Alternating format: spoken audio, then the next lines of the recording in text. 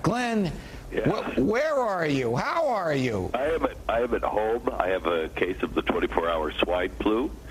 Oh, I was my. up last night. I had a fever and just felt horrible. And I don't want to. Here, I want to make sure that nobody accuses me of lying. Do we have the memo that went out? Yeah. I have a memo from one of your folks in your behalf. It's 8:11 this morning. The timestamp, I want you to look for anybody who works at The View. The timestamp is there. It's 8:11 a.m. You know, it says Glenn is feeling very under the weather this morning, worse than he has felt in a long time. He will give up his obligation to The View this morning, but he's going to have to go directly home and skip the show off that. He's already off radio. Okay. So now here's the thing. I only want to put that timestamp on there because I don't want anybody to accuse. Now, I don't know who sent this email first and, who received it. I can't tell you that.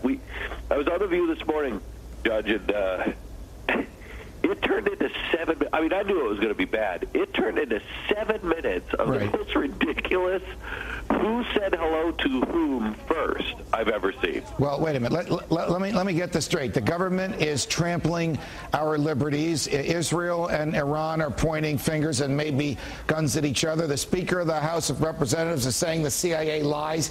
And these people asked you who said hello to whom first on a train last week? Yes. Well, Judge, you listen to my radio show. I tell stories. I talk about, the experiences of my life and everything else. And I told the story about riding on the train with the two ladies of The View. And apparently I was a liar because I said that, which is true, that Barbara Walters said hello to me. Instead, it was I said hello to Barbara Walters. I walked up to her, and I guess that's what we need to spend our time on for 7 minutes. All right. I think in the second segment, after all this nonsense, you finally had the chance to have a serious conversation. We have a clip of it. Let her rip, Gresh. I don't trust any of them. They all get into a situation to where they say, well, I'll compromise on my values here because I won't get elected next time. Right. And so I'm too important to lose. None of them are too important. None of them fear the people. Mm-hmm. None of them are serving the people. I can't say none of them. No, but generally speaking, the parties stand for nothing except for get us elected. That's all they stand for. I'd like to see the individuals in the party stand up and say, this is what I believe. All right, so you're talking about big government in both parties there, and I detected a little bit, as sick as you were, of one of my favorite quotations from Jefferson: when the people fear the government, that's tyranny, but when the government fears the people, that's liberty. I assume that's what you were referring to these knuckleheads. Yes, thank you, Judge, for recognizing the words of Thomas Jefferson. Yes, exactly right. I had to recognize it through your nose, Glenn. Let me ask you this, Judge. If Thomas Jefferson were on a train and he saw some members of The View, do you think it would be important to figure out who said hello to whom first? Only if the members of The View on their own show were afraid of confronting the real, serious, hard issues of the day.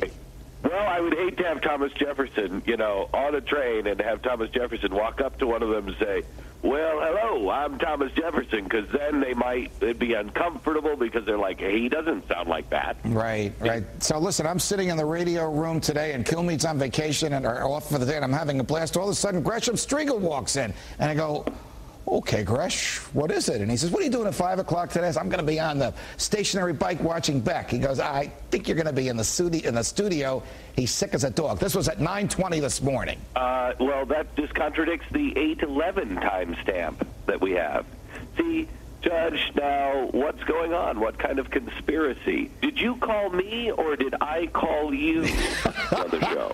There's the email sent at 8:11 this morning from one of your people to Gresh saying... who would go on national radio and say he introduced himself, or they introduced themselves to him, when indeed the truth, Your Honor, is that he introduced himself to them. Oh, boy. Are you going to be back tomorrow, big guy? I'm going to hang up the phone, take a little more NyQuil, and so I can rest medicine. We'll see you tomorrow. Get better, my friend.